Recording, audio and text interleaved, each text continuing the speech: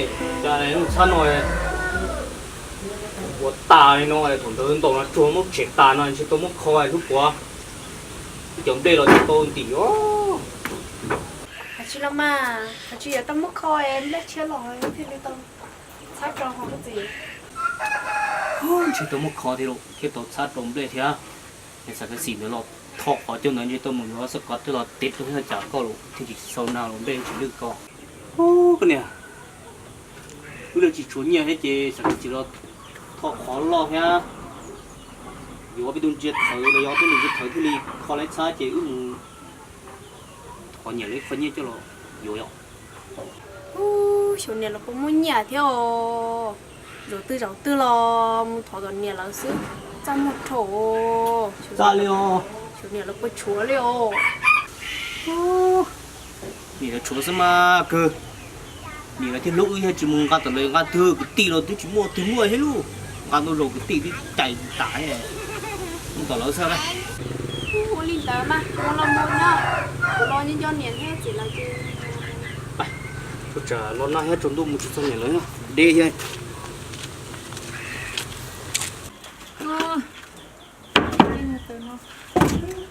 Chơi kia nói, chẳng đỡ lo na chứ. Ủa có nó mà đi. Ủa chết tao luôn.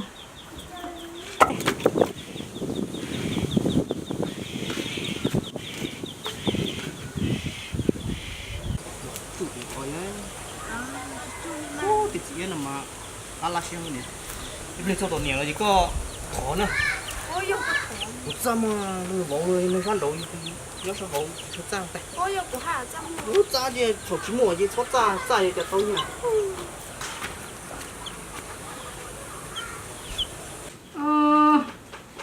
Như này chẳng đâu rồi chỉ bỏ cá suối rồi. Rồi suối xe. Còn nói cho mọi người chế đóng từ nhau cho. Ô, ta lâu cho những chuyện ổ đạo ổ bún theo những chuối ấy, tôi tổ lực bắn nó, giúp bộ dưới chỉ sách kỹ. Nhiều nhiều những trẻ à. Thế rồi nhớ kêu ở trong từ khi xưa nè. Thường nó kêu. Ô, tình như này chẳng đâu rồi. Tà liều. Yo. Ôi cha. Chuyện này số nhanh tàu rồi. Ôi dồi. Ít thật tốt lâu tiêu. Nè, nên nhớ chế sữa. Ô, tôi là mấy bảo. Tôi cơ. Tôi chế à? Nhớ sữa hả chế? Chế, không phí đấy thôi. Ô, có trái nè. Chế à, Ô, chị chế đó. Ôi, sợ đầu tiên mà tôi.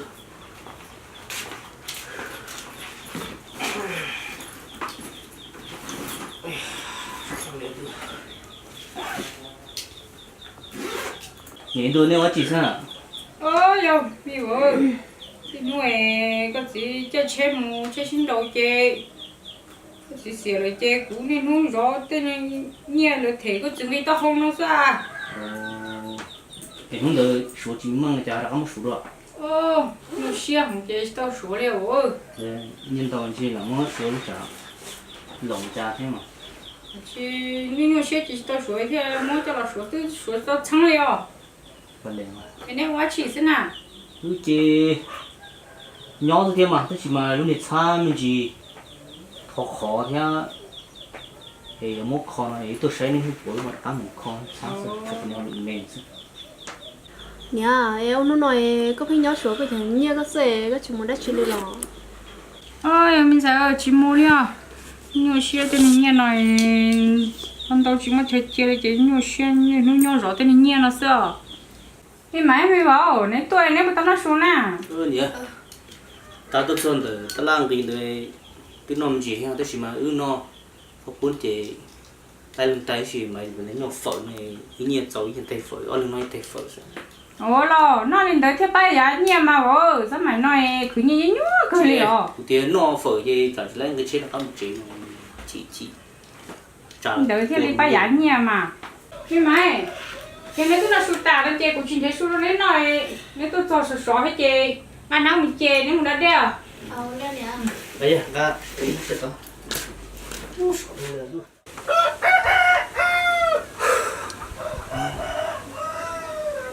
Chạy có mấy tốt rồi thì có mấy thò nó mấy chỉ cả thò còn thọ nó con tôi có dâm một tay thế chỉ xỉa nó trong cái thôn tàu cơ chỉ cá hay nè ba vô chăn ô giờ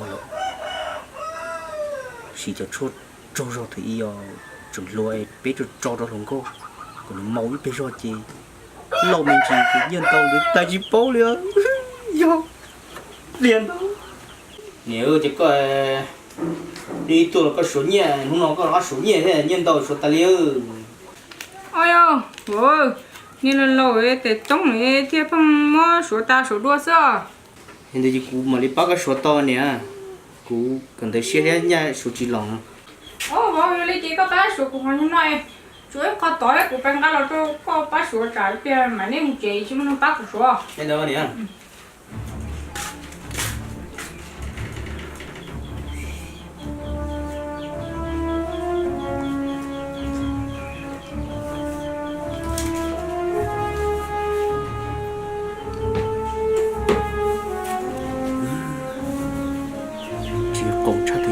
cho đừng có hỏi bên tây mà chỉ xây bự chỉ yêu lâu không chỉ lâu thì tông để chỉ bảo ya giờ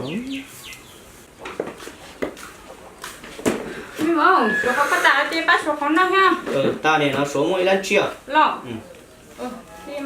thi lòng à họ đi đâu nè họ đi mà ôi đi mà họ đi chơi cái gì chợ bông nhá cá xử đông rồi nhá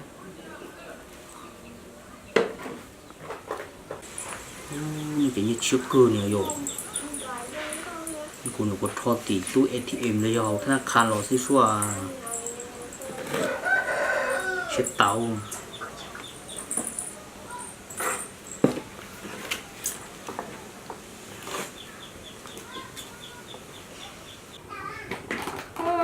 mình nhớ rồi có tiêu bó số số có tiêu bó số ta đi rồi rồi rồi thế nên không mua cho lọ số nữa đâu cái đồ như bao tiêu này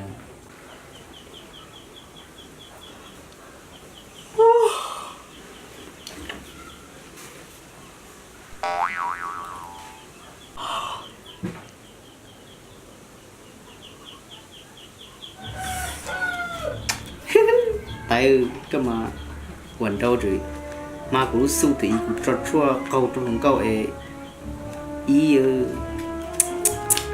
kiểu nó mà tao nha liên long câu thì cho mùi quá mình chỉ để tập bù thì sắp cọp một tịt lúc xa gì bên nền chân để đó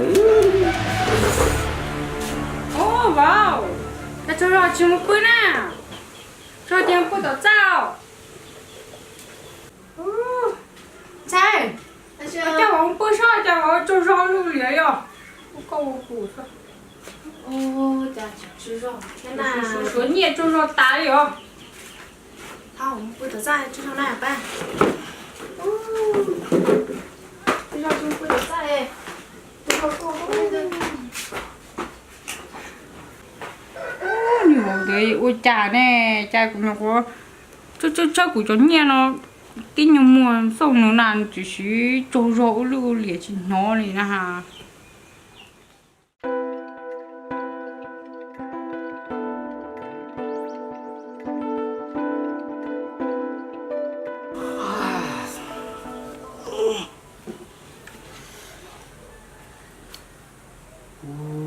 liều nói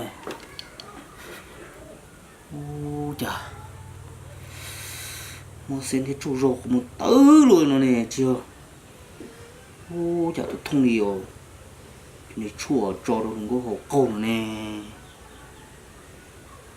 ô nằm mô chơi lúc phẹt là xí cái này tay câu mà tay chỉ nhiên chứ tay trở lấy dù khó này nó dù mót đồ tay đỡ dù đã trở lấy con đỡ xuống tay trở lấy khó dù khó cho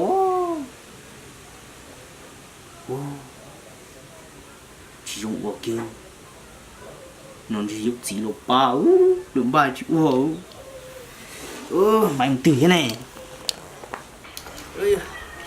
cái bên nó mà một con sát trở nó chui à cho chị nhà chơi nhá mình sai mình vào chưa nè ê cú nó mỗi tối nó không nhẹ mẹ cho mày cho mù cho nó chơi đấy cho mù vừa ăn chơi thầu vừa sắm cái gì cho vợ nên nó chán à nên đỡ mà nhớ như thế nó để cho mà nên đỡ mà đã có lần nó ít tay phở ra nữa nên đó chơi mà trần chả chơi nhá chơi tôi bên nuôi đấy là Leo bên sao mua sao chơi tôi sao thế này Leo cái nào tôi nào